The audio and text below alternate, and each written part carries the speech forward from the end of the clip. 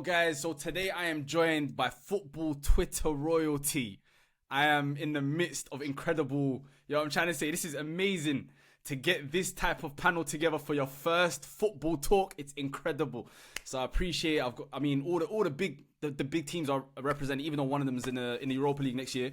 Got Liverpool, Kurdish, welcome. We got Igal, Mr. Arsenal, and Abs Busquets on from representing the Man United. You got me, a diehard neutral. You feel me? And I'm gonna be that. I'm gonna be that in this 100%. You used to be Everyone, a Chelsea fan, don't lie. even I relax. Diehard neutral. Do us a favour. It's not a neutral. You have your favourites. Everyone knows I've got my preferences, and Liverpool are definitely not one of those. But I'm gonna keep it as neutral as possible in this one here.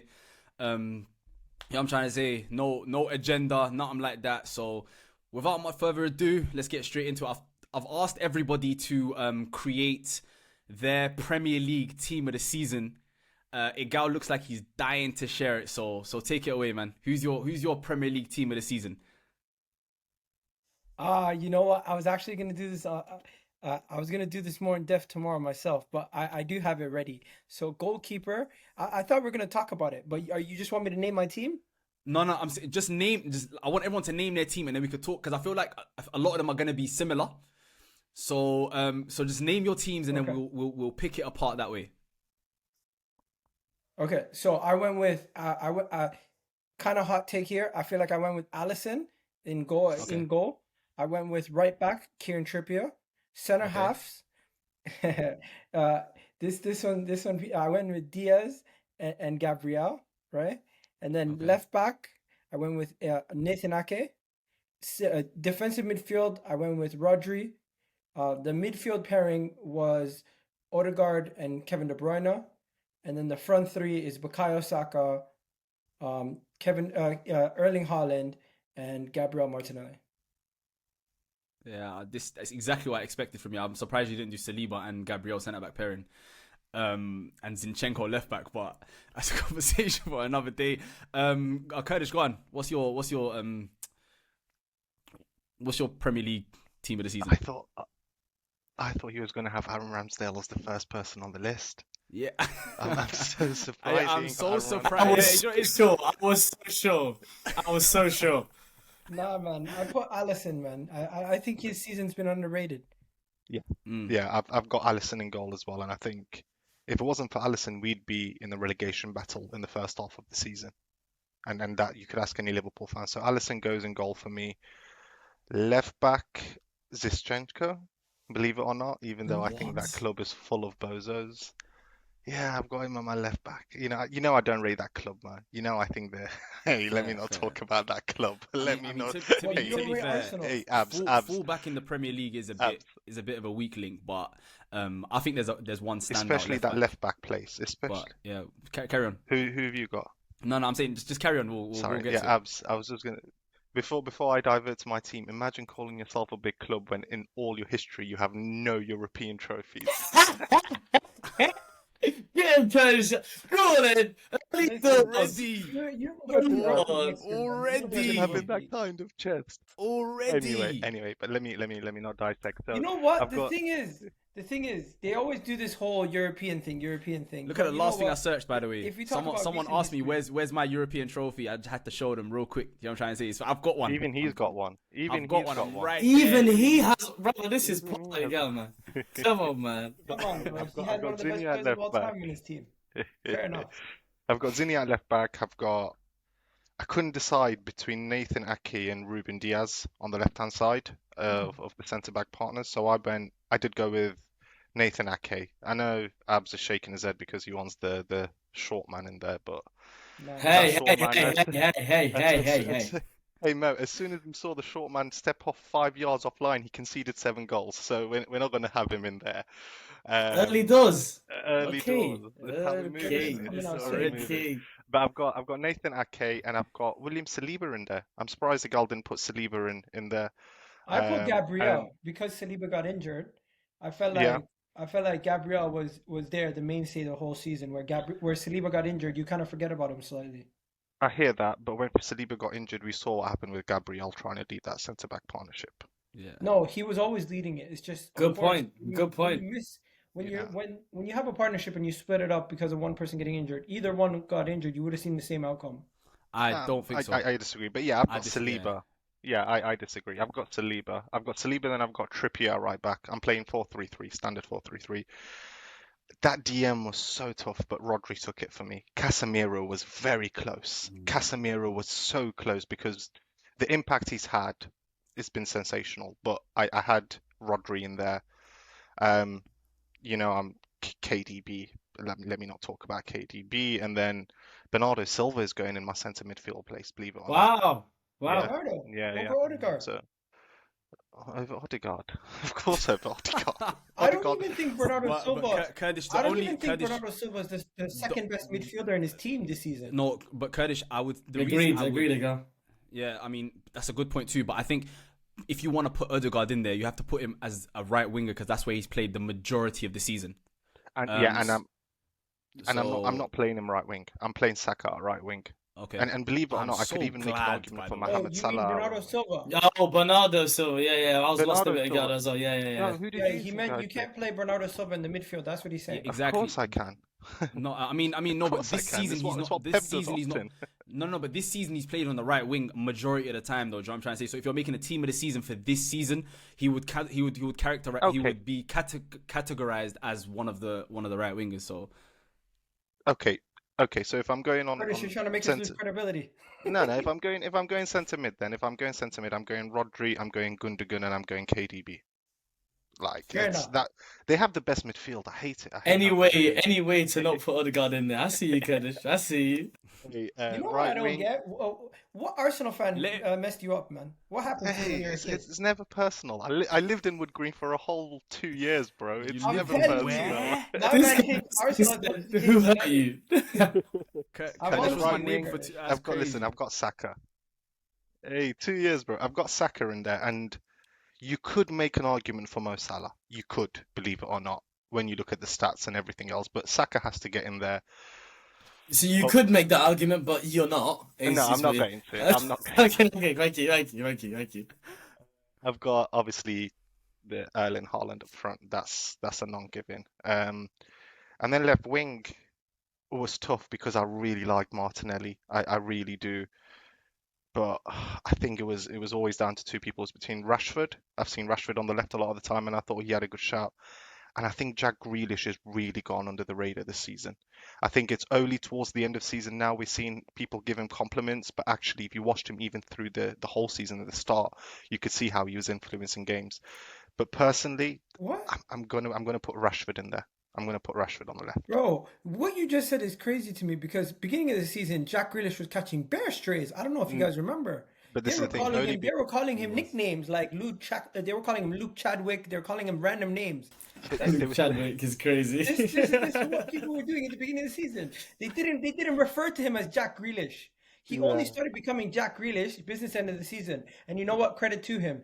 But I feel like the revisionist history in the business end of the season is so crazy. Players can turn up for the last 10 games and somehow be considered for Your team of the players season. can't. Your players can't. Way, good Season, Kurdish. bro. That's what. Oh my goodness. Am I lying? Am I lying? You're spot on, Yeah, You're we'll spot get into on, that. We'll get into that. No, That's but not the topic of the Kurdish. But yeah, It's because so I've got Saliba got Rashford. hurt though. It's because Saliba got hurt. That's the reason. Oh, I It's thought Saliba. he said he had Gabriel. I thought Gabriel was in the team of the season. I thought Gabriel Yo, was in guys, the team if of you the guys season. want me to get into this, it will. It's gonna be long. It's gonna be long. Yeah. We're starting we're a gonna little be here bit for 2 late hours. today, so we can't go on for as long as we would have liked. Busquets, go on, run us through your team. I'm gonna stay till last because I feel like I've got a few So first of controversial all- ones in there. So first of all, the only Liverpool player that will get into this, and thankfully, it's like they're in their David De Gea era, where David De Gea was getting Man United Player of the Years, and now Alisson, wow, the best thing about it is your goalkeeper. Let's go! It's adorable. The best goalkeeper in the league, though. People know about Alisson and how much I love him. I think he's up there with the best of them, honestly. But yeah, thankfully, the only Liverpool name you'll be hearing me say. Trippier, I agree. I think that's been over the board now, the best right back in the league. It's not. I feel like I think the guys were saying the fullback market isn't necessarily somewhere that's as sexy nowadays as it was when Trent and Robert were doing madnesses, getting double-digit assists every season. But Trippier has been the most solid of them, and he just kept it going, and his consistency is shown. With Ruben Diaz, I think he's been a a vital leader for the champions. I don't think it's a doubt that he has to be in there. And obviously, Saliba would have had an argument if he didn't obviously hurt his back. So that's obviously unfortunate for him. The left centre back situation. The fact that I'm hearing such discourse about it is a joke to me. I think the best in that position this season, without a doubt, has been Lisandro Martinez. I think he's been a breath of fresh air for Manchester United. The amount of quality he brings on the ball is unreal. Like even though you could watch as many comps as you want, you could hear, yes, he played at DM at Stamford Bridge. It doesn't, when you see it with your own eyes, week in, week out, how effectively he breaks lines at ease. I could speak about him for so long. The left back situation, there were three main names in it for me. It was Nathan Ake, Zinchenko, and Shaw.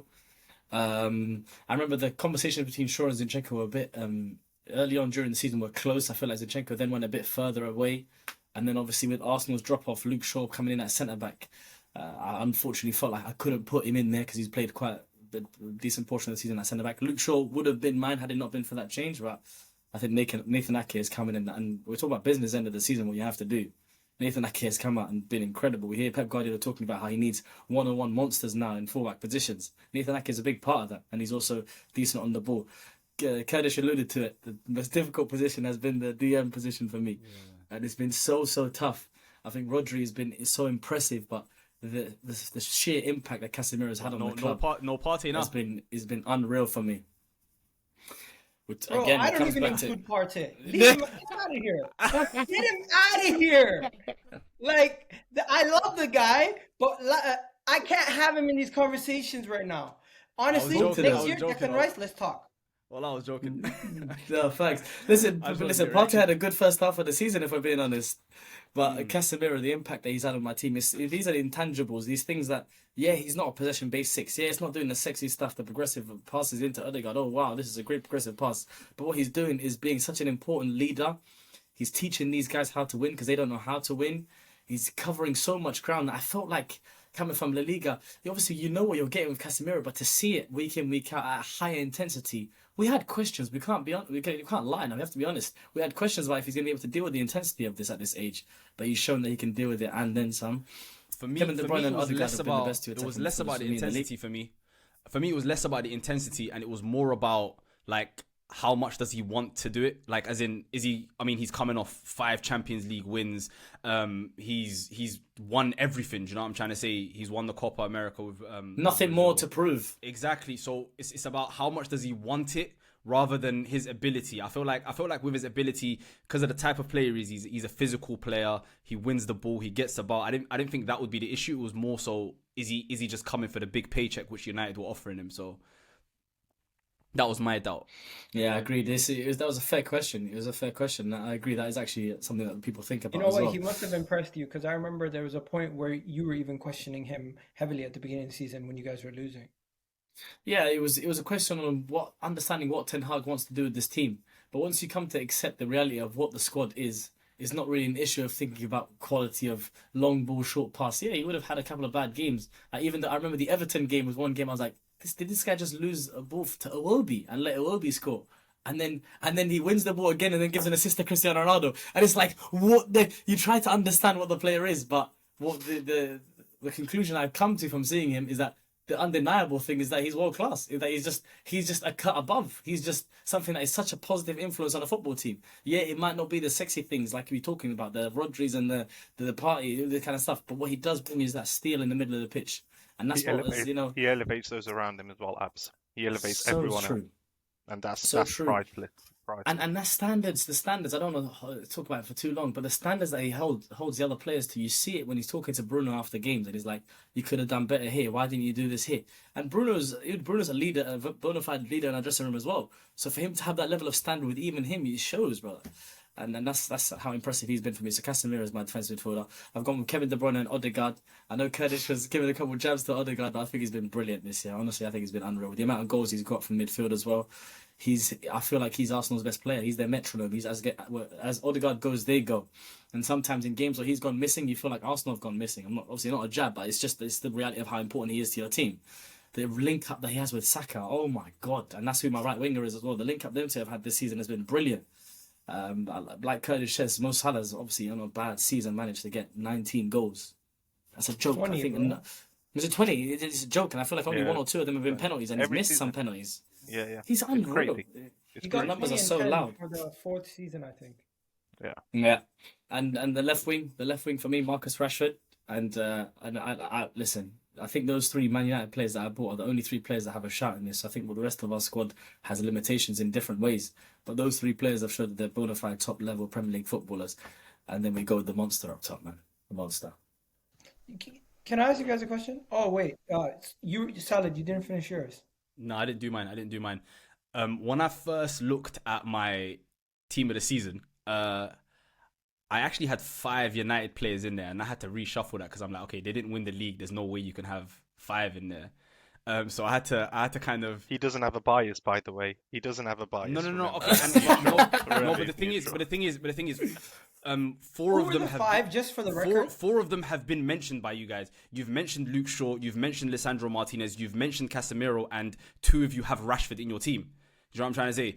The only one different that I have in my team that you guys didn't mention was Bruno Fernandes, who you can make a shout for in that third midfield position over Odegaard, a player who's created 120 chances in the Premier League, playing with no striker, a player whose attack and like everything Man United do runs through Bruno Fernandes. You can make that argument. Do you know what I'm trying to say? So 4 of them you've mentioned, 1 of them you haven't mentioned. So it's not really a bias. It's just you can make an argument for all 5 players. But I've only gone with 3. So my goalkeeper is actually one that's different to yours, but it could have been either one. And my goalkeeper, it's simply because of the season that they've had as a team and how much of a pivotal part he's played in that team. Because that was a position they were struggling with last season, and my goalkeeper is Nick Pope of Newcastle. He's massively improved them last year. My right back, and I think the right back is unanimous for all of us, it's Kieran Trippier. My right centre back is William Saliba. My left centre back is Lisandro Martinez, and my left back is Luke Shaw. Simply because I think Zinchenko is absolutely pants defending. Right? They're gonna say you're a better United rep than me, bro. I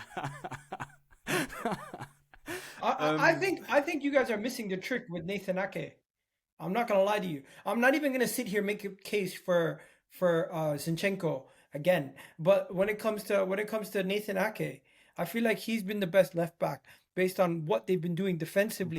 But however, that's only been he hasn't been playing there the whole season. That's what I'm saying. That's only been a thing for a very short percentage of the season, right? We know he can do it for the games that he's played, like the Bayern Munich game in the first leg. I know he came off injured.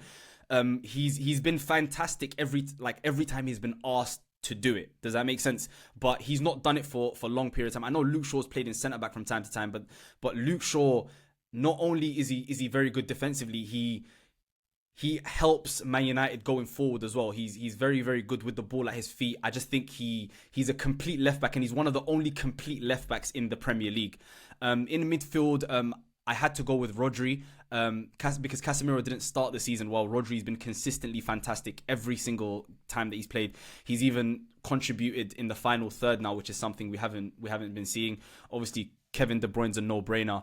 My third midfielder is Bruno Fernandes for the reasons I said at the start of the show. Just saying, if you want goal scoring DMs, I've got a goal scoring DM for you, by the way. I'm just saying, bicycle kicks, anything you want, headers, crazy. No, that's true. But obviously, Kevin De Bruyne is a no-brainer. The other one I went with is Bruno Fernandes. Without Bruno Fernandes, Lord knows where Man United would be. Every single goal they score, every single chance they create. Even the goals he doesn't have the final end product in, it starts from something that he has done. Does that make sense? And this is without a notable striker. This is while playing with Weghorst for half of the season. This is with Martial, who doesn't make any runs in behind, and he's still creating so many chances. And I feel like he's overlooked and he's overhated because of his personality. But if you just stick to just the football, there's not much that Bruno Fernandes can't do as a midfielder. My front three is slightly different. I've got Saka on the right wing and I've got Haaland up front, but there was no way that I could leave Harry Kane off this team, considering the season he's had. So even though he's not a winger, as a front player, you've got to go. And there's not been an outstanding left winger. Does that make sense? If Saka or Salah was the left winger, fair enough. But I just feel like this isn't fair. You made me Why? take Silva out of my team because he's not played. You made No, me no, no. take That's Silva that's out of my fine. That's team. fine. That's Very fine. good Played midfield. point. That's I fine. That's lied. fine. That's fine. That's fine. That's fine. No, no. I was just gonna say it's different because the thing is between Haaland and Kane, it's. You know what I'm trying to say? It's very, very close. I know Haaland should be unanimous, etc. But I just feel like, bro, Kane scored 30 goals. But we're gonna get it's not into that. close. We're gonna get into that later. For my left winger, if we're going just pure left wingers, I'm gonna go with Marcus Rashford. So yeah. I feel like with goalkeeper Rodri, Kevin De Bruyne, Kieran Trippier, I feel like with most of the team, no one said anything outrageous. I feel like the only one that's not been mentioned or said is Bruno Fernandes. So I feel like we can't totally disagree with anyone. Yeah, with the Bruno thing, I'm happy that you Curtis, mentioned you're him. muted. I'm happy you mentioned Bruno. Yeah, I'm happy you mentioned Bruno, but my thing is, I just felt like the others have, like his expected assists. Like I was looking at that stat and how many chances we create, and how many chances he creates. It's unreal, but it's just unfortunate that we can't finish chances to save our lives. No, it's Likes of between Kevin it's De Bruyne between him and Odegaard, they have and a you front can't line go that are wrong with. scoring, but it's creating, bro. Yeah, no, you can't go wrong with either Bruno one. adds a lot of value. Yeah, you can't. He adds a lot of I value. mean, you can choose either one. The same way you can choose either one between Casemiro and Rodri. You can choose either one between Bruno and Odegaard. Obviously, Odegaard's team has done a lot better, and he's been instrumental in that. But me personally, I'm choosing Bruno. I mean, I guess it's a preference thing, but yeah. I appreciate that, bro. I Like appreciate Bruno that, man. pre-January was quite poor at the beginning of the season, and then Like- he picked it up. He picked it up after Ronaldo left. You know, But this Um, whole thing, you know, about him not having a striker in front of him and a striker would benefit him. I actually disagree. I think it would be the opposite because him not having a striker allows him to get forward more, allows him to be in these attacking areas a lot more often. It allows him to take the penalties and the set pieces that a striker would be taking from him. What do you think Bruno's best attribute is, though? Like, What do I think Bruno's best attribute is? You know what? I think it's the fact that he's very attacking. He's very progressive. Like he doesn't shy away from going forward and It's always creating chances, isn't it? It's creating chance. That's what he's Yeah. the best at doing. That's it. So yeah, I remember when the whole Ronaldo thing was going crazy because he's like his goals had dwindled but his assist numbers and his creative numbers were skyrocketing. And I feel like this whole season has been a season where a lot of United fans were fed up with him from last year. And the way I saw it with Ten Hag coming in, it was like he can't survive being in a Ten Hag team full stop if he plays the way that he has been playing. So I predicted to see a different type of Bruno. And I think what he's shown throughout this whole season is those guys who, slander him every week for no reason without watching games of football couldn't really make an argument based against eye test anymore because he was performing well. I remember the Betis game at home, even Sevilla at home. He's picking up deeper areas on the pitch and he's playing the ball and he's disciplined and he's showing me different things that he hasn't shown me yet, while at the same time being so crazy at creating chances. He's a huge chance creating machine. He's bro. created Other than Kevin De Bruyne, there isn't much like that. 119 chances. There has been one more midfielder that we forgot to mention that's better than him. I feel like Gundogan. Bruno Guimaraes was even better than him. yes. crazy. How did we leave Bruno Guimaraes Like out of we this mentioned team? all these other midfielders. You Can I mentioned put him in my Bruno team? I first. forgot- You should have I mentioned completely Bruno forgot about Guimaraes Bruno. before you mentioned Bruno Fernandes. You know, For me, Bruno Guimaraes- Guimaraes has been unreal. Go on, Kurdish. Bruno Guimaraes, to me, if you could say to me, money wasn't an issue at Liverpool and you could pick any midfielder, he's probably top 3 that I would choose to come at Liverpool right now. He is so good. But I don't think he's a creative outlet. He's nothing like Fernandes in the sense of the creative outlet. Yeah, But they're if very you're different looking players. for They're very different players. very different players, but if you're looking for value, can I replace my Gundogan with Bruno G, please? I don't know how I forgot about that. I don't know how. Yeah, I mean, no, fair enough. I mean, But here's a question. Here's a question, sorry. At right wing, we all pretty much said Rashford, the majority of us. left If you're wing, not yeah. having Rashford, who else is going in that market? I Who? think I had think Martinelli. no, You had I would have Martinelli. I would Of have course you Grealish. did. I would have had You would have had Grealish, yeah, me too. I would have had Grealish, yeah. Me too. I would have had Grealish. Listen, Bruno Guimaraes has been top, and I wouldn't mind seeing him in anyone's team.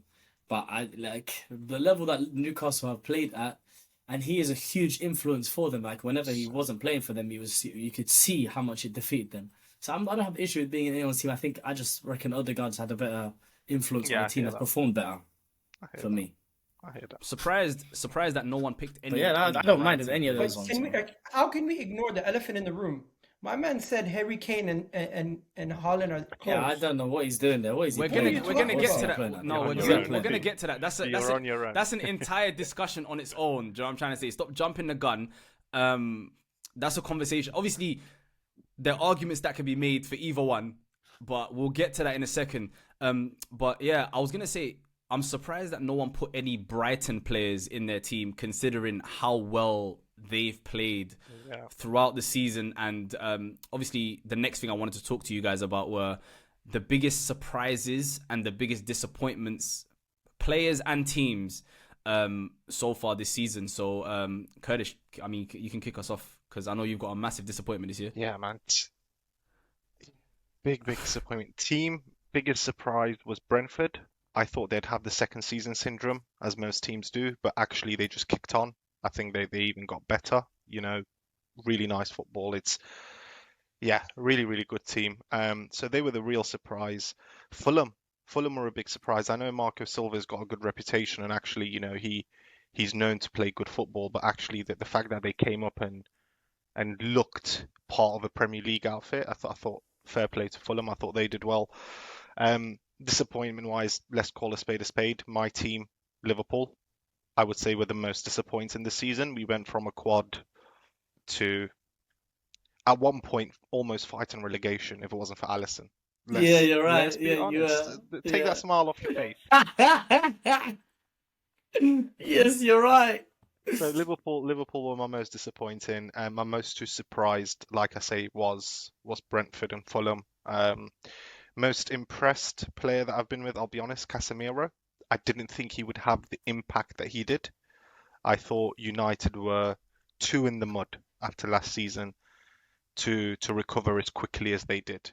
You're right, so did I. I thought that as well. See, even the United fan does. So Casemiro was my biggest surprise as a player.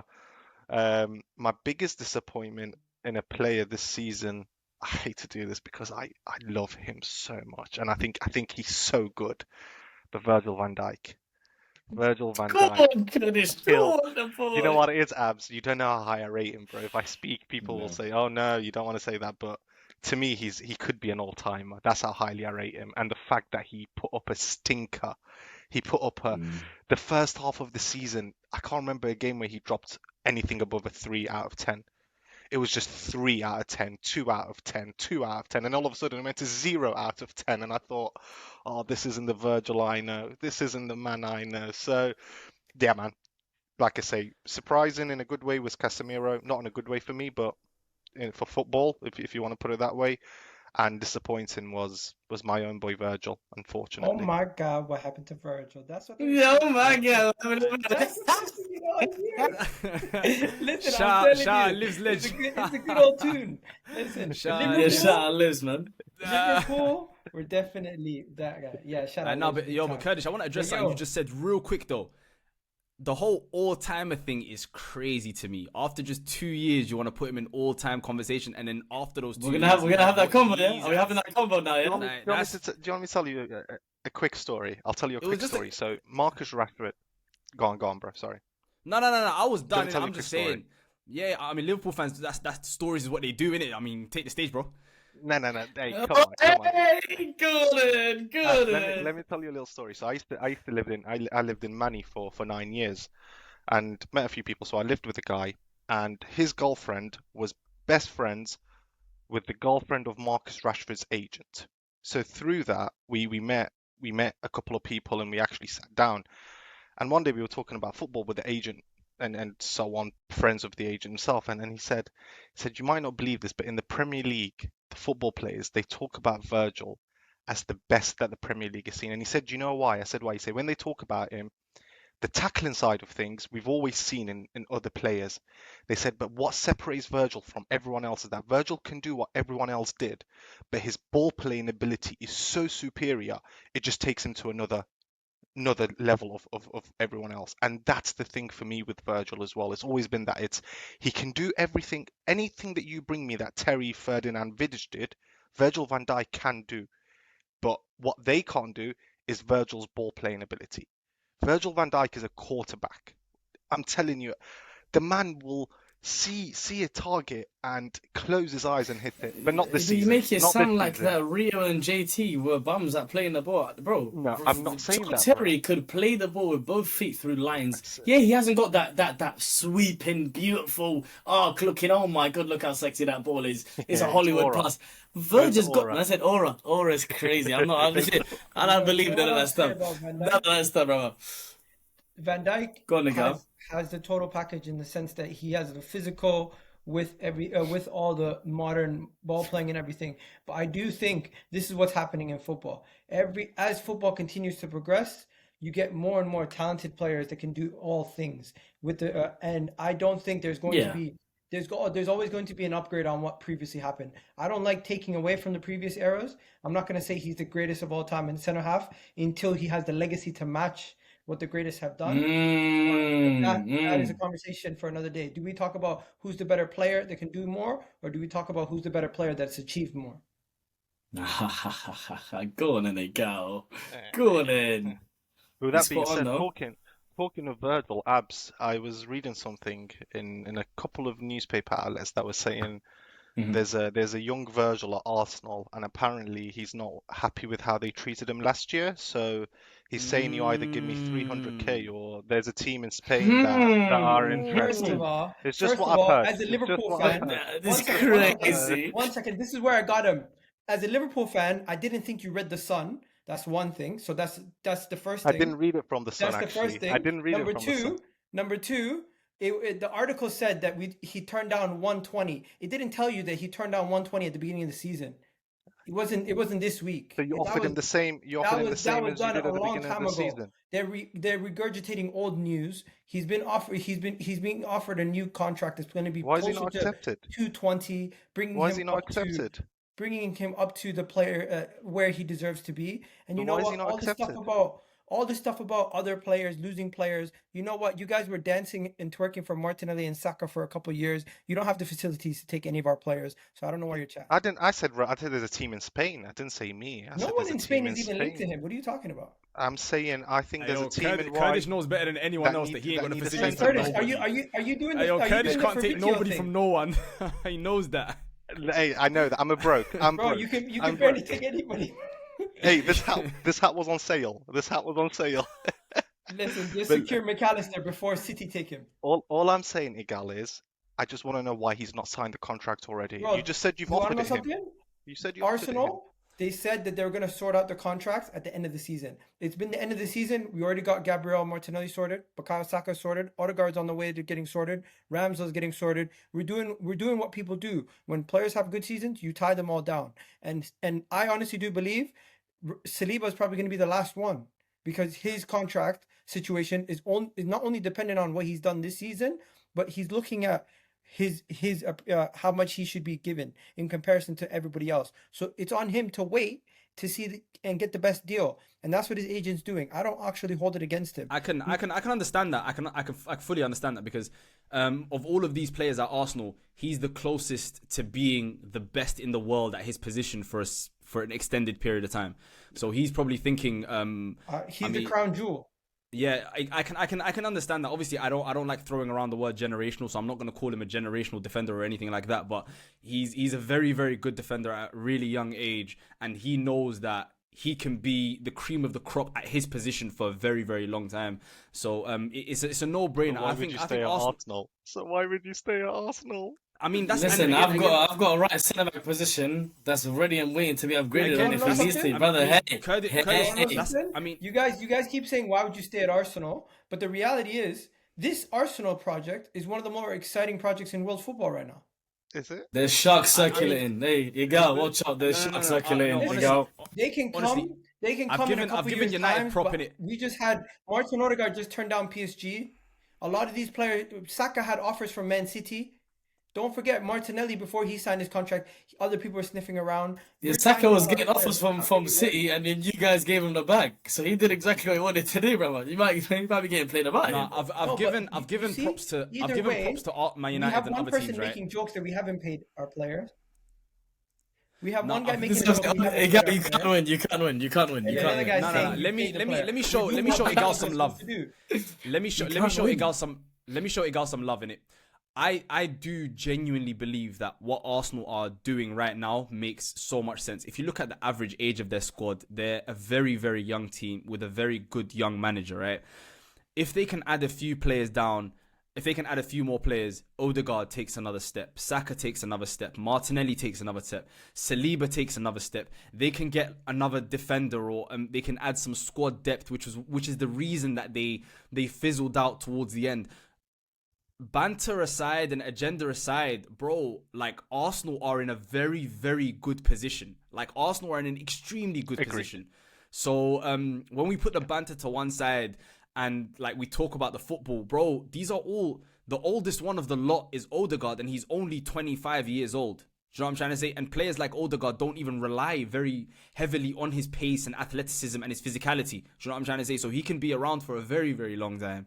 So so I do think, honestly speaking, Arsenal can really, again, I don't see anyone challenging Man City for the Premier League as long as Pep Guardiola is here and as long as they keep cooking their books, etc., etc. That's a conversation for another day. But as long as that keeps going on, I don't see anyone challenging Man City. But Arsenal are going to be in and around allegedly, the top for a while to come. You got to do the allegedly. Don't forget that. There ain't no allegedly around that, bro. We know it. We know that shit, bro. We know. Hey, I don't know nothing. I don't want no problems. You know This what? guy's big Sheikh Mansour is listening. He's not here, yeah. Hey, he's not here, yeah. Hey, You never know, bro. The problem you have is, and I agree with what you said there, Mo, bro. I think everything is spot on, but actually, if they don't win something within the next 2 years, all them players are going to start dipping, all of them. So you need to win something in the next 24 months, and you need to win something big in the next 24 months, or they're going to dip. They're going to dip. That's a good point. You know what? You're not wrong. But guess what? We're tying them down to new contracts right now. So while they're happy. So if things don't do well, if things don't go well next season, we still have them under decent contracts. And if we want to sell them, we can get decent sell-on value. The majority of them are quite young. But what we're doing right now is we're building and we're trying to safeguard our future. We have a very young squad. Majority of them are also not only going to improve. They've had one of their best seasons, and they're of an age where you can only see them improving. I don't think this team is going to regress like a lot of people are saying. We just need to make sure we go and strengthen our squad and don't leave ourselves short coming out of this transfer window. Because basically, whoever comes out the most equipped out of Manchester United, Liverpool, and Arsenal is probably going to be the team that's going to be ready for City come next season. Yeah, no, I definitely agree. Kurdish, I think you start. I mean, Igal, who impressed you the most this year, and who disappointed you? I feel like it's gonna be quite similar because we're all pretty.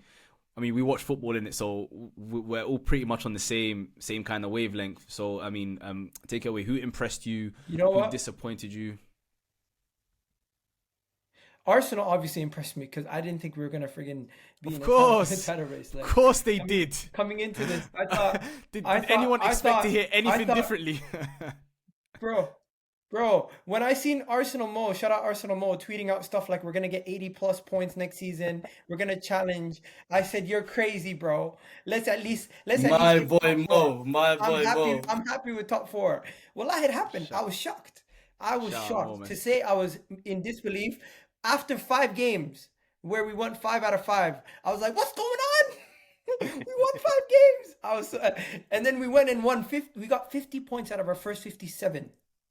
50 points out of our first 57 in the league. That's crazy, unheard of. So that's who impressed me the most. If I was to say an individual player who's impressed me the most, take away obviously Arsenal and just look at the rest of the league. I would say Matoma's little hot streak that surprised me. I didn't know much about Matoma. I didn't know who he was. I was kind of like, who's this guy? He's ripping it up. I found out a little bit about his backstory, and it seems like it's kind of like it's a cool story. The guy's not. Everyone thinks he's young. He's actually like 25. He's been playing football for a long time, and he hasn't really done it at the top level. And for him to rip up the Premier League and have that like. You guys remember Linsanity in the NBA? He had that like moment where everyone was just talking about him for the whole couple weeks, where it was like proper Linsanity still. Yeah, he was going ham. So that's one person who impressed me. Disappointments, there's so many, but I'm just gonna point out two, and I'll leave the rest for you guys. Leicester getting relegated. These guys were mainstays in the Premier League. They had everything going for them. unfortunately, after their owner passed away, their recruitment went away. King Power lost money, and they've now gone to the situation they're in. I honestly, some of the Leicester fans were telling me they could see this coming. As the Rivals fans, I don't think we expected them to drop this season. That was shocking to me. And then, you know what? Forget about Chelsea. I'm not even going to mention them. I'm going to mention Tottenham. Antonio Conte won the transfer window, had these guys absolutely ready, got top 4. They're going to kick on. They've had the best ever window. They're the only team that can challenge outside of Liverpool and Man City for the league. And what happens? They finish 8th. The same place that Mikel Arteta did in his first and second season that they laughed at us about. And they celebrated finishing outside of the Conference League. You've been dying to say that. They had guys like Hussam putting them top 3. Where are you, Don Hussam 6? Bro, where are you? Yo, hella Twitter shout outs in this You know what conversation. the worst thing about it is? Everyone's getting shouted out. Bro, you know what the worst thing about it is? Antonio Conte was saying to Mikel Arteta after we lost to them last season, stop complaining about referees, focus on your team. He was complaining about everything the whole season and ended up getting sacked. Hilarious. I love it. Do you know what the crazy thing is? It's not even Hussam. I genuinely believed Tottenham would finish top 3 as well. Maybe that's just because I believe in Conte a lot. Do you know what I'm trying to say? I think Conte is a complete game changer. I guess I just understated Tottenham Hotspur. Do you know what I'm trying to say? Hate to say I told you so, but told you about Conte, didn't I? I did tell you about Conte. Brother, you can put Sir Alex Ferguson in Tottenham and he's not going to win anything. Do you know what I'm trying to say? It's Tottenham Hotspur. Don't do that. Don't mention Sir Alex Ferguson's name here, please. In the same sentence as Spurs, please. The point I was trying to make is Conte obviously last year finishing in the top 4 the way that he did, making the changes he did, and then signing players like Perisic, Bissouma, signing players that fit his type of football and what he wants to do. I genuinely assumed they would kick on and maybe not challenge for the title, but like definitely finish in the top 4, second, third, etc. I thought they'd finish above Tottenham Liverpool as well. Sorry, because I thought after the quadruple charge, I thought after the quadruple charge, and Liverpool failing to add anybody of significance, they were going to struggle heavily this year. So I had Tottenham finishing definitely in the top 2, top 3, because I didn't envision Man United being as good as they were. I didn't think Arsenal would be as good as they were either. Obviously Leicester's crazy to see them drop as well. So my 2 biggest disappointments are, I'd say Tottenham's my biggest disappointment because I genuinely had a lot of hope for them. Teams that impressed me the most are Aston Villa since Unai got there. They were absolutely magnificent. The football, I mean, they were brilliant. I mean, beating almost everyone with relative ease was fantastic to see. And Brighton with De Zerbi were off the charts. Do you know what I'm trying to say? Yeah. Players. With the Aston Villa thing, it's not sustainable. No, go on, Salah. Finish off. Go on. No, I was gonna say the football that Brighton were playing under De Zerbi was unworldly, and it was just beautiful to watch. It was one of those games you could watch as any Premier League fan and be like, "Yo, this is incredible football. This is really football." The player that impressed me the most was Lisandro Martinez, a player of that height, coming in and being so physical and demanding, commanding his box, being a leader instantly. Me personally, when he came in, I was like, Man United paid 60 million for Gary Medel. I mean, I had no hope in a brother. I mean, shout out. I mean, I didn't watch Ajax. I didn't know much about Ajax. Huh? Gary who? This guy, next time I see you, watch. Yeah, obviously I didn't know much about the guy, but then you see him the first 2 or 3 games and you're like, wow, this guy, the football at his feet, it's incredible. He wins so many tackles. He's fantastic, and he really took me by surprise. So that's who I got on Busquets. With your go on, Igal, go on. No. You go ahead. I was just gonna say something quick after. What did this guy say, man? He was talking. I even forgot what the point you were mentioning about Salah. Villa. I was going to point him. Aston Villa. Steven Gerrard is why they were so bad. Sorry, Kurdish. Steven Gerrard is the reason why they were so bad. Aston Villa as a squad, you look at the squad and how they are composed. that squad should never have been, where was it last year, 17th or something like this? They should 17th, never have been that. yeah. That is because of how awful of a manager Steven Gerrard is, right? Unai Emery does come and raise the levels, but he also just brings these players who are performing so far below their level up to at least where they should be and over. And for that over, he deserves a whole load of credit, right? And like you say, the amount of big teams he went through, shout out to him. But with that thing, league, you pagan. Scottish League, what? Us four can be a midfield in the Scottish League. Do me a favour. Do me a favour. He done it invincible as well, you know. He done it invincible as well. He didn't lose a single game. Steven Gerrard, the Invincibles. So did Brendan Rodgers. So did Brendan Rodgers, man. Do me a favour. Go on, Igor. Bro, Aston Villa, what they've done this season is great. But I just want to say, similar to, I've seen this before with Unai Emery. He plays unsustainable football. The way that his football is done, it looks great. But once it gets figured out, or once you have a good enough sample size of what he's doing, people figure him out, and eventually you see it decline. Right now, it's in the early stages. It's in the honeymoon stages. Everyone's like, "What is he doing? It's amazing." And then next season, when people see the dip, you're gonna be like, "Oh, this is the Unai Emery we've seen." But no, Unai hurt you. Unai hurt you. Be honest, there, guy. I'm gonna be honest. This is the kind of club where Unai Emery would strive. They're in the Conference League. They should go and try to win it. Unai Emery is the perfect manager in cups. They should focus on that. The league, they shouldn't focus on it. And yeah, going back to Tottenham quickly, unsustainable football for them also. If you guys remember, Tottenham would always go down 1-0 and win 2-1. You can't do that. If you're trying to win the league, which team ever won the league by comebacks in every game? That's true. No, you're right. I mean, with regards to Unai Emery, though, I mean, just last year he was in a Champions League semi-final with Villarreal. So, like he is coming off a high. It's not like he was just off the street doing that. And literally, this time last year, he's a very good man. I mean, it didn't work out at Arsenal, fair enough. But if we're being honest, he didn't work out at Arsenal. I mean, it wasn't going to work out. Arsenal like to play a certain way. He plays in a different way. It is what it is, isn't it? He didn't work out at PSG either. Bro, won a couple of league titles, I guess. But who works out? My point is, he's better at being at a club where he's the underdog. He won't strive at a club with high expectations. I mean, to be fair, he's like Freddie Ljungberg. Arsenal didn't have. Oh God, bro! Arsenal didn't have expectations when Unai was managing. All we asked was top 4 or at least win the Europa League. I don't think that was ridiculous expectations. Arsenal winning Europe. I don't disagree. How long? Wait, can I just ask? But can I attach? You said that was actually no. That is true. That is true. The main reason why he got sacked was his communication issues were terrible. He couldn't communicate with the fans.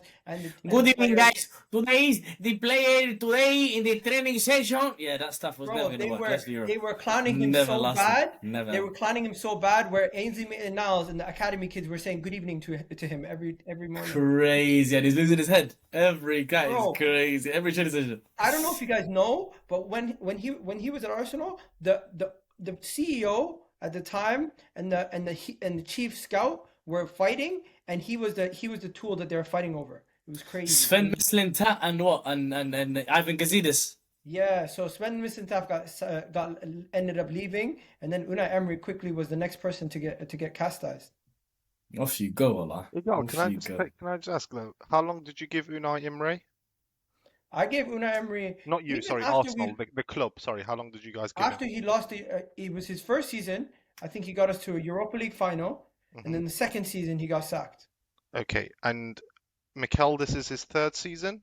Yeah, but Mikel Arteta immediately won us a trophy, and he also made sure that he never lost the dressing room. Unai Emery lost the dressing room in his second season. But I just want to confirm, as a club, you gave more time to Arteta to achieve the same objective. No, but he never achieved an objective. No. Unai Emery failed every objective. No, I hear that, but you gave Arteta more time to hit that because objective. Arteta came in immediately, galvanized the fans, galvanized the team, never lost the dressing room. Galvanized the fans. I was hearing Arteta out last season. Some fans don't like him. Don't say so. Yo, Igal. Igal, last season when you lost your first 3 games in a row, it was Arteta needs to his go head was- now. Yeah. Like it was instant. And I you mean, know what? That was Was it a reactionary. 5-0 at the That was Etihad? reactionary. Looking back, that was reactionary. It was 3 games. We didn't get our signings in, and we just came off facing Champions League winner Chelsea. We just came off facing newly promoted side with 2 of our best players out for COVID, and we just played Manchester. But do you have them written somewhere behind your screen? Is this just written somewhere? wallahi, 'Cause it's off the top of my you're head. getting these off straight off the bat. It's impressive, wallah. You remember everything, wallah. Bro, I remember Gary Neville chastising, I don't even know if that's the right word, Ben White for his first ever game at Arsenal. I've never seen him talk shit about him again after that. Talk your shit, man. Are you taking Ben White to the Champions League, girl? Bro, I'm taking this whole squad to the Champions League. Are you taking your team to Europa League? Oh, there we go. Let's be honest. Mo Salah, I seen Mo Salah's tweet, bro. He looked like Lee Gunnar crying on he's like, this is the standard of Liverpool Football Club. oh, No, Get that outta was here, actually a bro. Lee Gunnar run. I'll take it. I'll take the L. Oh, I'm not gonna. set Yo, me up. Kurdish been throwing jabs all My day, team bro. set me up. Yeah, Yeah. no, you've been throwing jabs It's all alright, day, but my you need to team take this set on. me up. My team set me up. Yeah, Igal came with an overhand right, wallah. But yeah, for me, my surprise team this season. Sorry, Salad. Sorry, what you said, bro? No. I'm just saying, bro. This conversation's going incredibly well. Like, they're smooth and that. It's already been almost an hour. It's crazy. What? It's already Yeah, been see, you almost even an hour. forgot that. I need to grab much. But hear what I'm saying. No, my two main standout teams this season. Brighton, as mentioned by the guys already, man. Roberto De Zerbi. Wow. When the Graham Potter goes to Chelsea, and that decision's made, and they just bring in this guy who's really not really known by Europe's elite. He comes out and he plays a brand of football that we've all been marveling over this season. It's brilliant to see, and it's just like to be so confident in your understanding and your philosophy of football, and you obviously have such a great club that has great standards and great morals, and the way that they go about football is so progressive and so forward thinking. And they get these guys who are young and don't have really experience at the top level, and they show them what is the top level, because you hear the Zerbi talk in interviews. It's like the guys who are going to leave right now, the Caicedos and the McAllisters, they have got another task that they have to deal with. Playing at a big club is different. You don't just express yourself. You have to deal with the mental issues, the weight of the shirt, these kind of things, these intangibles, right? And at Brighton, he gives these youngsters a chance and these unproven assets, and they come and prove themselves. So they've been impressive this season. For me, Newcastle I have in there because when it comes around January time, the transfer window time, I just think to myself at that point, surely not. Surely Almiron can't keep this going. Surely Bruno Gomes isn't going to be someone we talk about in the team of the season. Surely these things can't keep going with Longstaff and Dan Burn playing at left back and these kind of things. But they proved me wrong quite clearly, and they've been brilliant in the second half of the season. Eddie Howe has been brilliant overall. Such a hard team to play against, you know. Obviously Liverpool knows it very well from their games against us. Against them, at Old Trafford they were tough to play against. We created a chance, but they got a draw at Old Trafford and ended up beating us at St James's Park. Arsenal know how tough it was to play that at the Emirates. They got their one at St James's Park. They got their win though. Such a tough team to play against top teams. And against the smaller teams, they've been showing class and their level of intensity. I think they've had the best press in the league. I don't feel a lot of people talking about how good their press is. Their press is it's insatiable, bro. When they go, and everyone goes with them, and it's incredible. It's suffocating, and they've been brilliant this year. The disappointment for me, I feel like people have been dancing around a bit too much, is Chelsea, and because this is a huge club, right? This is a huge club, and one of the prime establishments of the Premier League, and for them to have a season like they did after the amount of investment, after having a manager like Tuchel, and then taking the risk on Potter, and then again changing. This has been a disastrous season, and I feel like Chelsea have these kind of seasons in the past. They have it, but this one feels a bit different because it's like they're trying to move away from the Roman model. They're trying to move away from what they've been doing for so long. They want to commit to a project. They want to give time to something. They want to invest money in it. It hasn't worked out. And it's crazy how it's not been a huge headline this season. Obviously, Arsenal have been brilliant and City have been brilliant. This should be more of a headline. They're a Unfortunately, small isn't. club. What do you expect? You think Chelsea's gonna make headlines like Manchester United? Bro, They are. Manchester United lose one game. Chelsea are sitting 12th. Manchester United gets mentioned. Liverpool are out of the Champions League. They're in Europa League. They get bantered more than Chelsea. Chelsea are sitting 12th, and all of our clubs get more banter. Yeah, but He's Chelsea, nuts. no one. At do this you think point, you're bigger than Chelsea, Gal? we've been desensitized by Chelsea being Do you bad think this year. Arsenal are bigger than Chelsea, Gal? Bro, do you think Chelsea are bigger than Arsenal? I should bring that back to you. That's an embarrassing question to The ask me. trophies would indicate they are. Yes. What trophies are you talking about? They have less trophies than us. They have 2 European Cups. One You have second. Do you have 0. more trophies than United? Yes, by 1. Okay, so why is it that you can No, count that you have go one on in, trophy Kurdish. more? Go on in. Why can you count that you have one more trophy than United, but yet you're saying, oh, you have to look at the weight of the trophies, this is You that. do have to look You're at the doing weight of the trophies. diagrams So for when I Arsenal. speak to Busquets, right? Me and Busquets talk. We sit with people from AC Milan. We sit from people with Real Madrid. I sit with people from Inter Milan. I sit with people from Barcelona.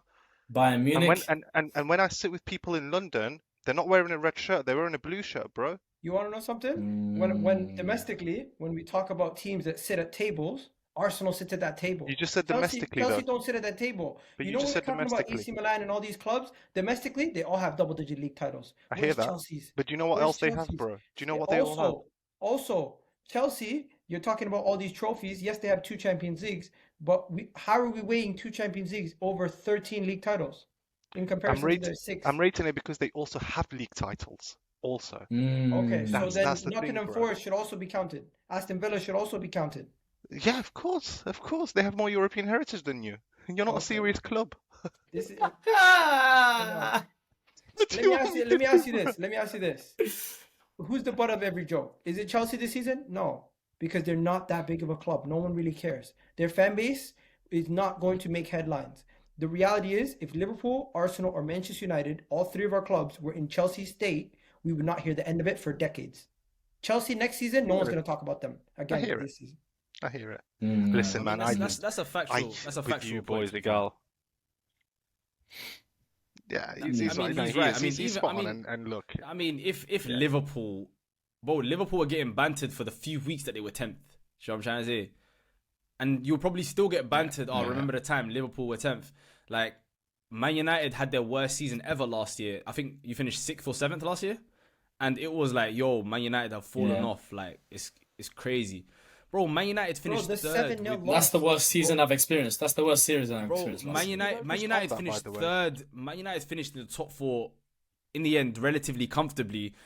They lost a few games and they're still getting bantered. You know what I'm trying to say? So I understand where Igal's coming from with regards to like the headlines that certain teams make. Bro, if United finished outside the top 10, if Liverpool, Arsenal finished outside the top 10, no one would hear the end of it. You feel Yeah, me? So it's- I understand where it's did coming you know from.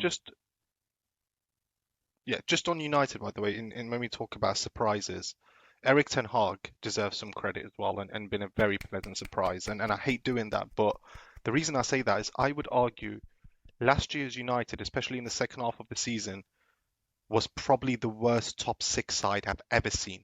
And you Facts. could probably make an argument for a lot, but defensively, that team, I remember watching that team last year, Busquets. Every team that you played, every time they attacked, you looked like you were going to concede. I call was this the easiest crazy. team to play in the league, bro. It was and that's crazy. not normal for Manchester United, bro. It isn't. And actually, what Ten Hag did, he's not done anything outstanding, but to get the fundamentals back and get the discipline back in and actually get you to a position where you don't look like you're going to concede, I think he's been a good surprise. I didn't expect he'd be able to do that. Busquets, I take that as disrespect. We just finished talking about Chelsea, and we're talking about Man United last year being the worst English side. There's been a But you top just 6. said He Chelsea said on at that series. point, he's And talking we about said that. Chelsea on series. We just said, didn't we? We just established. Yeah, he just said that they're a small club. We don't care about them. But they've been hugely disappointing, and we can't keep dancing around it. Let's cycle on to the next point. You- I'm glad Kurdish brought it up, and it the next thing I want to talk about, and probably the last thing, considering how long we've already spoken. Let's go through some of the managers this year, bro. Like, bro, I'm not gonna lie, this year is probably the most, like, we've had the best competition for manager of the year in a very, very long time. Normally it's clear cut, it's straightforward. But this season, it's been crazy, bro. Like, there's so many guys that you can make a legitimate argument for to win it. I do think, though, this is gonna sound crazy. I honestly don't think Pep Guardiola should be anywhere near that trophy, in my honest opinion. And the reason for that is he's won the Premier League. He's won the Premier League, fair enough. But if you compare his squad to absolutely everyone else's, it's head and shoulders above everyone else. So he should be winning the Premier League in a more comfortable way than he did it, right? In my opinion, the manager of the year should be given to the manager who has done the most relative to the squad that he has. Does that make sense? So a manager whose team have overachieved.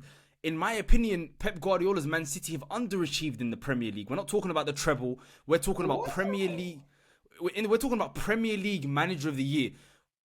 Pep Guardiola's Man City should be getting 94, 95 points every single year without fail, right? Especially considering when you compare him to everyone else. That's why he shouldn't be Manager of the Year, and it could go to Arteta, someone right? else. So Arteta's got a massive shout. Arteta. A few weeks ago, I said Arteta should be manager of the year, right?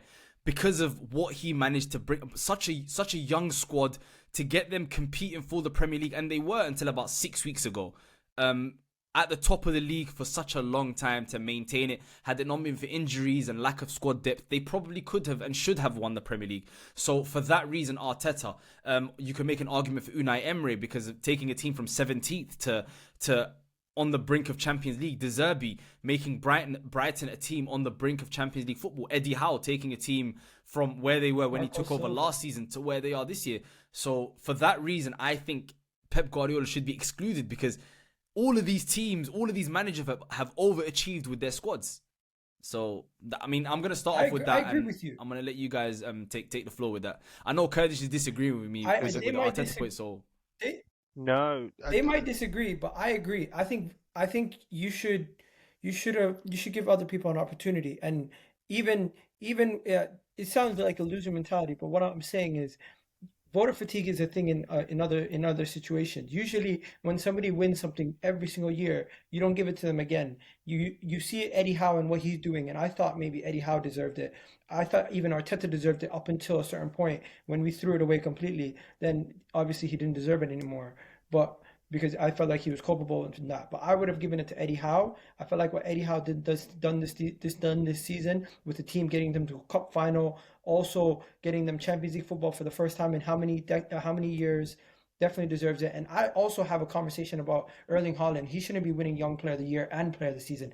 Give him one and keep the guy moving. Oh yeah, so let's give Saka an award. Let's Wallahi, you guys think I'm joking? I'm dead serious when I say Erling Haaland. If you win Player of the Season, you shouldn't also be able to win Young Player of the Season. You should be. What if you're a top young player? What the hell does that mean? No, I'm dead serious. Wallahi, I would rather. Okay, if Leo Messi when he was 21 was in the Premier League and he did what he did, should he not win both? Bro, if you win Player of the Season, you should be exempt from. Yeah, he froze. This is But if you're talking, to be fair, right? What Igal is saying is what applies in the Serie A. You can't win more than one. You can't be nominated for more than one award. So I get where he's coming from, and it's something that it does make sense. I mean, spread the awards around, innit? I mean, it makes sense, but at the same time, if you are an incredibly good young player, then you know. Do me a favor, give it to who deserves it. Give it to who deserves it, bro. What is this nonsense with participation awards? He's the best and he's also young. Give them both. Yeah. See, in Italy, Kvaratskhelia wasn't nominated for best young player, best under 23 player of the year because he's nominated. Maybe he needs to move to England. We'll show him some love. Move to England. We'll show him love, man. Because he's nominated for the main award. So yeah. But that's just my. Do you know on the managers that somebody didn't shout out, and I think what's interesting is the manager that left before him. If you're into the coaching circle and actually read upon it, he's rated as one of the most highly gifted English managers, and he couldn't do anything with Bournemouth. And Gary O'Neill came in and actually made them much better, and not even make them stay up. He completely avoided a relegation battle. So if you're talking actually managers in terms of overachieving with their squad and overachieving way beyond expectations, Gary O'Neill at Bournemouth deserves so much credit. Absolutely, credit. absolutely, he does. I agreed with. We've spoken about him a little bit more. Same kind of thing about Eddie Howe as well, man. Expectations versus reality. That's what it is basically when we're talking about the achievements of a manager. And Bournemouth were expected to go down, and the reality was Gary O'Neill managed to keep them up. The Newcastle were expected to be what, mid-table? I know they had the Saudi money, but it's like everyone's thinking, oh, the establishment of the top six surely will not be broken. They did more than break it. They ran in and said this is ours. So those two managers especially have to be spoken about. And if you want me to talk about Ten Hag, maybe we speak for another 2 hours, because this guy is unreal, the impact that he's had on my team. Honestly, last year, how bad, like I can't stress how awful it was being a fan last year, being the easiest team to play against in the league. And, trying to find some hope in thinking, oh, Ralph Ragnick, maybe, this guy can be a director. I'm so happy Ten Hag has come in. And I'm so happy we picked the right man, because I genuinely believe this is the right man to take us back to the top. He isn't a Pep. He isn't a this. He isn't that. He's unique in what he believes football should look like. And I think it fits in with what the club is. And I can't stress how awful my squad is, but my squad is somehow finished third. And that's Eric You Ten know Hag what? for you. Credit to Ten Hag. Manchester United proved me wrong, and I want to give you guys your flowers there. Definitely proved me wrong. I thought you guys were going to finish fifth or sixth at best. So to do what you guys done and to break the trophy drop, that is credit to you guys. Everyone makes fun of the League Cup, but if you make fun of trophies, man, I'm not part of that party. Yeah. You're bang on. He did well. And do you know what? One more shout out. And the reason I'm shouting him out is not because of the resources he had, but because a lot of the resources were pushed onto him, the same way that the Chelsea managers had resources pushed onto him and we saw them crumble. But the one man that deserves a lot of credit is Steve Cooper at Nottingham Forest. His owner, and I live near Nottingham. I have a lot of friends. I went uni there, so I get a lot of football news of Nottingham. Their owner just threw players at him. He didn't want half the signings that he got in the summer, and he just kept throwing at him. And because they're linked to Olympiacos, he brought players over just trying to haggle stuff. And actually, I think Steve Cooper to manage that squad with the egos that it has in, because it's got a few egos in, I think he deserves a lot of credit as well. Marco Silva, honorable mention also. Get Fulham where they are. Boys, do you want to just mention all the rest of the managers in the league and start DJ? Yeah. How many more we got, boys? Listen. No, and that's why I said at the beginning. Like, there's so many elite managers this year in this year's Premier League. Like, there's so many, bro. We didn't even speak much about De Zerbi, bro. Like, he took Brighton from a mid-table team to a team that was legitimately challenging for a top 4 place, playing some of the best football in the world at some point, bro, with players that a lot of us didn't know last year. So that's what I'm saying. There's so many managers that we could go on. I had about 5 more topics and to also, talk Salad, about. quickly, if I could just contest, if I could just contest the thing that you said about Pep. For me, to win 3 Premier League titles in a row means that you have done it 3 different ways with many different challenges. The challenge of that Liverpool squad, this year of these hungry Arsenal players. Pep Guardiola is a genius of the game, and I would completely understand it if he won this award again, because he's done it again when it's such a new thing again. Here's my system that works so, but he's won the league so many different ways. The 17-18 team looks nothing like the team that won it last year with Foden at the false 9. And then again, they look nothing like this team that's won with Haaland at number 9. Yeah. What Pep Guardiola has done is not just give Igal so much stress this season, he's come and just shown how elite he is once again during the year. And it's like they look so down and out. How is it going to work? And for me, I believe they hit it with Bernardo Silva at Aston Villa. Because I remember watching that game, and he said, we're going to kind of, instead of having to adapt everything, we're going to find a balance between what Haaland needs and what the team needs. And then before that, he's still scoring a lot of goals. So that's credit to Haaland. But Pep finding a system that works, that's dominating Europe, that's dominating the country again, coming from behind. He's a myth. I can't keep talking so much about that guy. He's a myth. He's a myth. Yeah. He's a myth. You know what Movado said, hope and pray. That's what we have to do. Yeah, I agree. Just hope and pray, bro. Yeah, no, I agree with you guys. I'm hoping they sell a Gundogan They get rid of Bernardo. They get rid of a bunch of their players. They don't strengthen as well as they usually do. And then come January don't next year, they try to strengthen because they messed up in the summer. And by then It's it's too crazy. late, and we do a Liverpool. Yeah. That's what I'm hoping. The worst part is they're the best run club in the world. So everything you said is not gonna happen. Yeah, It's yeah. nuts. It's just crazy, bro. Hey, I'm hearing they're gonna get Kovacic. What the hell's going on? He's a serious baller. He's a serious baller. What do you mean? What do you mean, Igal? He's so good. He's so good. No, I meant it in a positive. I'm not. Oh, I thought you meant there's in a negative way. Yeah, imagine you're replacing Gundogan with cover. My goodness. Oh no, that's a regression goals wise. Still. But it'll bring you some other positive. Go on, Salad. Go on, bro. Go on. No. Well, I agree with you guys with this Poch thing. I just feel like because there's so many managers and because he was in a title race that he shouldn't have been in, that was just I think he should have run away with it, in my opinion. The fact that Liverpool fell off so much, the fact that it was a young Arsenal team that pushed him until the last month of the season or so, I feel like because of that. But anyway, I mean. And to be fair, you're right in terms of when we're talking about earlier expectations versus reality. The expectation was City to win, and they did win. But it's just the manner in which he did it is what is so impressive. But yeah, you are right about that. No, one more thing. We were talking about De Zerbi, and if you guys haven't, I'd highly recommend going to watch some of Brighton's games. I can't remember the last time, and Pep plays fluid football, we know that. But if you watch Brighton, I can't remember the last time a team played in boxes so much in every phase of the play. So if you actually watch Brighton, from the moment they build up to the moment they're in the other parts, in the 18-yard box, they continuously play in boxes. So they're always moving, but they're never out of an actual box in a square.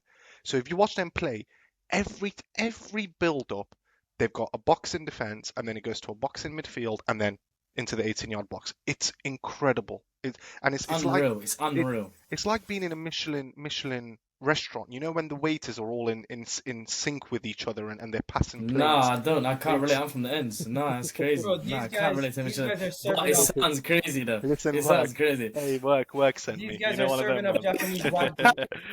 Hey, work sent me. No, but it's so true. Michelin star restaurant food in a mom and pop unreal. shop. It's crazy. like orchestra. It's honestly they just move in boxes. But how does it look so automated so soon? That's what I don't understand. I understand Potter was there. Potter was playing good football, but it just looks fluid as hell. We'll find out next year because if he can sustain it and continue to evolve and do it in Without Europe, the likes of Caicedo and as McAllister, well as in the Premier League, after losing Caicedo and McAllister, that is going to show how good of a manager he actually is. Or could it just be that Brighton's so well run that anyone who comes in does well? We shall see. The thing is, if you have watched, obviously, I'm sure a lot of you don't watch Italian football like that, but bro, like the football that Sassuolo were playing 2 years ago before he went to Shakhtar was absolutely incredible. It was that midfield with Scamacca and Berardi and Raspadori. They were playing very, very incredible football. So it was just a matter of time that if he gets a job in the Premier League or gets a job with some talented players, he could be very, very good. But as I said, I had so many more topics to discuss with you guys, but this has already been about an hour and a half. We're definitely going to reconvene with these guys. I mean, this is definitely the setup for some of my Premier League talk. So I appreciate you guys very, very much. It's very, very late now as well. Hopefully we can do this again next week and complete the rest of my Premier League roundup. Thank you guys. Appreciate you guys. Obviously we're probably going to be on a space together in a couple of hours, so I'll see you guys. Thank you guys very, very much for watching the Sports Room. If you enjoyed that, make sure you like, subscribe, and press the notification bell so you know the next time we upload. See you soon.